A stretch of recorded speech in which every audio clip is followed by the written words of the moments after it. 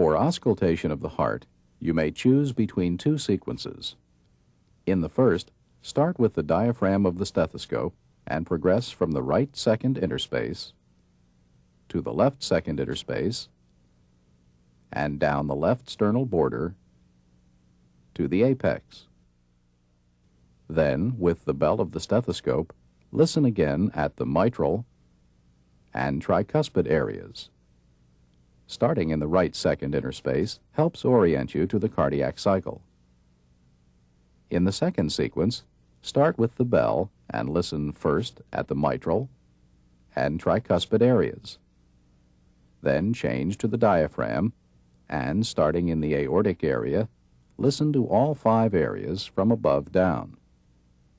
Starting at the mitral area is useful when you've had to turn the patient to find the apical impulse. The first auscultation sequence is shown in this video. What I'm going to do now is listen to your heart in the various areas of your chest. Now adjust your stethoscope so that you'll be listening through the diaphragm.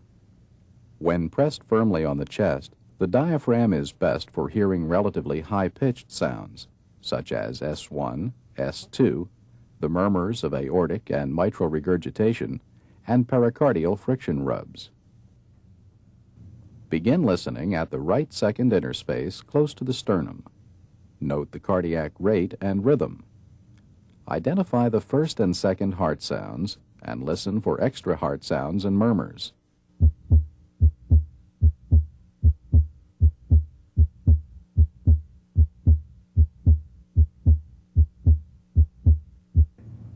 Please breathe deeper than normal. Then listen at the left second interspace. Try to hear splitting of S2. Here it is abnormally wide. It comes and goes with respiration.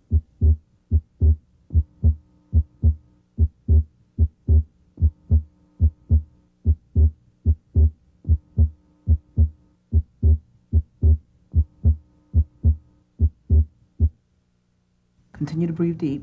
Proceed along the left sternal border to the third interspace. Again, listen for splitting of S2.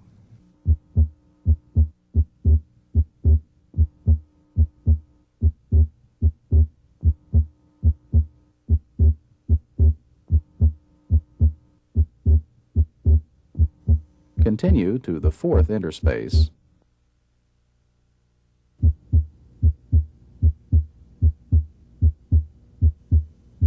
and then to the fifth interspace.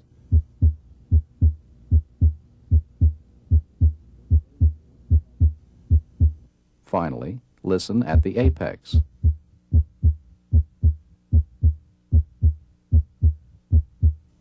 Now switch to the bell of the stethoscope, which is more sensitive to low-pitched sounds such as S3, S4, and the murmur of mitral stenosis.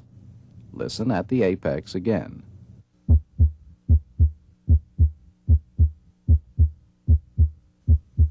In the fifth interspace,